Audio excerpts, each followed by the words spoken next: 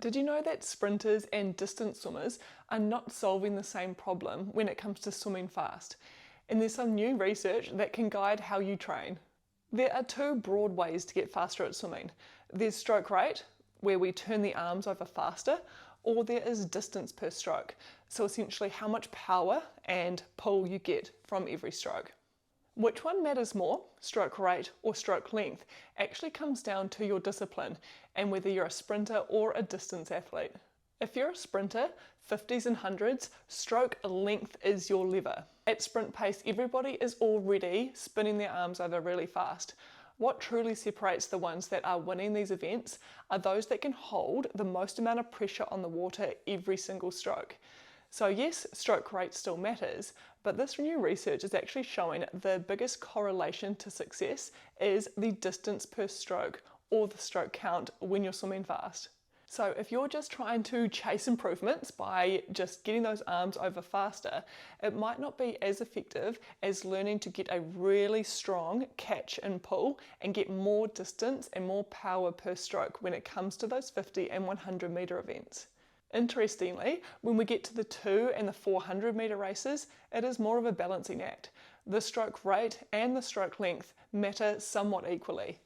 The research showed that the correlation between these two factors was both as important as each other. So you can't just focus on trying to get those arms over quicker while compromising how much power you get, and vice versa. That means we need to be training both sets of systems. You might use a tempo trainer to hold a 90 stroke rate per minute, and then in other sets learning to maintain speed with a reduced stroke count. So your 200 and your 400 metre swimmers are really trying to find that balance between rate and distance per stroke. For distance swimmers, and this actually surprised me quite a lot because I'm a big advocate for distance per stroke, long and strong swimming, that stroke rate was the biggest predictor of success. It was highly correlated to those top couple of placings. The athletes that could maintain their stroke rate and their cadence over the longer distances had the greatest success. That kind of old concept of long and strong, which is what I grew up with. I thought everyone should be taking 28 strokes per 50, that long, lean look, actually doesn't show up as much in the research. It is kind of about being able to just hold tempo. Yes, how much strength you've got per stroke still matters, but those that are just holding their tempo high are going to be swimming faster in events 800 to 1500 metres and above. So what does this actually mean for you and how you train? It depends on what lever you're trying to pull.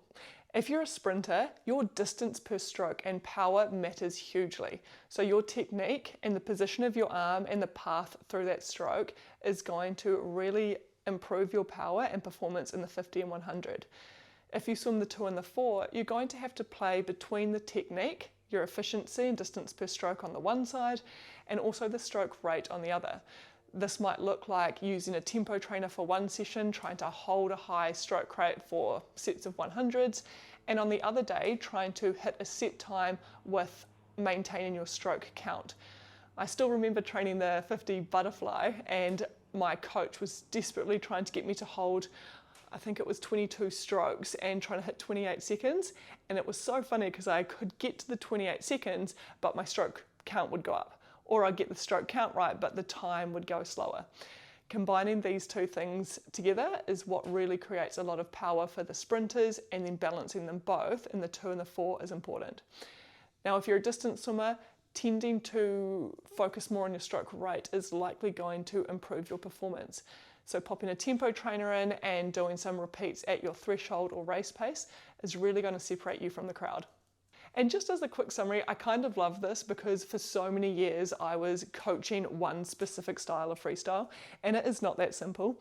I think this kind of research really shows how unique swimming is. You can swim one style, which is freestyle, but there are so many different ways to swim freestyle.